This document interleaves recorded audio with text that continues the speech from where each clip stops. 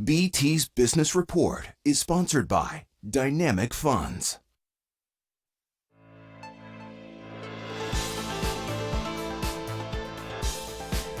Dance, little piggy banks, dance. Okay, let's bring in Chris McCusker, standing by right now. Mike Epple on vacation for the week. Chris joins us from the City News 680 newsroom. Good morning, Chris. Good morning. Happy Tuesday. There it is, my least favorite day. You don't like Tuesdays. Every time.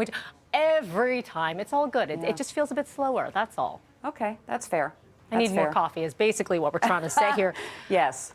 Okay, let's start with the U.S. markets. You are watching some interesting trends here. Yeah, so we've got U.S. markets at all-time highs, Mel. Likely to see a slight pullback, at least to start the session today. We do have a Federal Reserve meeting starting stateside today. And we are very likely to hear tomorrow that the bond buying program is going to slow in the U.S. That is, they're going to withdraw the stimulus from the financial system that was put in place around the start of the pandemic. Now, Bay Street not at a record. It starts the day 64 points away, so still very close to that all-time high. I also want to bring you up to date on the battle for control of Rogers Communications. There was a hearing held in BC yesterday.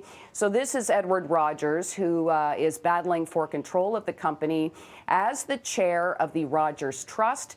His mother, his two sisters, and the company are fighting this. We are going to get a decision from a judge in BC on Friday. So hopefully that's going to put all of this to bed. Another sort of offshoot story that's come out of this, we are learning there are a few advocacy groups that would like to see the hearings around Rogers' potential acquisition of Shaw Communications pushed. Those hearings were set to start November 22nd, and these two organizations, the Public Interest Advocacy Center and the National Pensioners Federation, say a delay makes sense because of all the uncertainty, although if we do get this decision on Friday, then hopefully the uncertainty will be gone. Rogers Communications, of course, is the parent company of City News and City News 680. Indeed, a lot of people interested in watching what happens on Friday, Chris. Yes, Thank you for that. Elon Musk, what are we watching now? I feel like every time we mention Elon Musk in business news, it's something fun-ish. Wacky, yeah. Yes.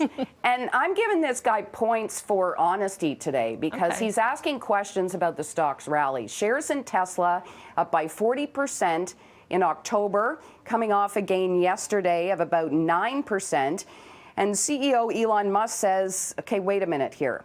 In a tweet, he is pointing out that the $4.2 billion deal for Hertz to buy 100,000 Tesla vehicles isn't signed yet. He goes on to say that Tesla has far more demand than production, so the company is only going to sell cars to Hertz for the same margin as consumers.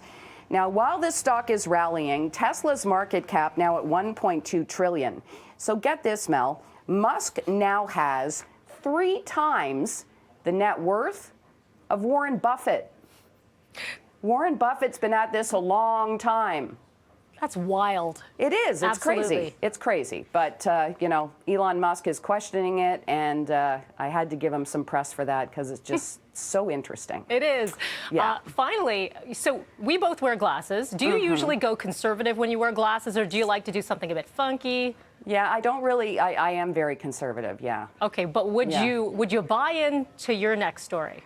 I know. This, and you said it right before the break there, Mel, this is a collaboration made in heaven. This just makes so much sense to me. So Elton John is teaming up with Walmart for an eyewear brand, right? Yes, yeah. Now, this is already available in the U.S., and it's going to be available in Walmart's international locations starting next year. So I believe that means Canada. I'm going to double check on that.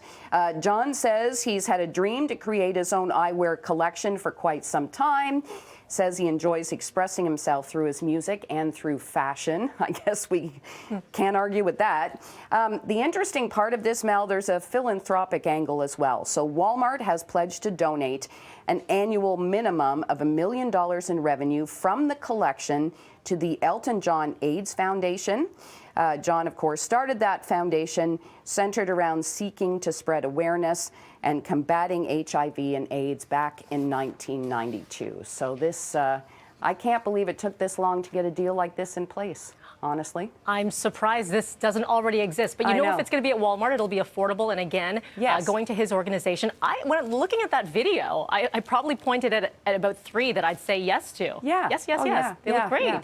Yeah, and even though I am a little on the conservative side, I might actually take a look. Oh, Chris, go crazy, go wild. Maybe some with the, the things Yes. that, It why looks like not? the little wings. Yeah, all right. Okay, we'll browse a little bit later, Chris. Have a great day. Yeah, happy Tuesday. Have a good day. You too. Okay.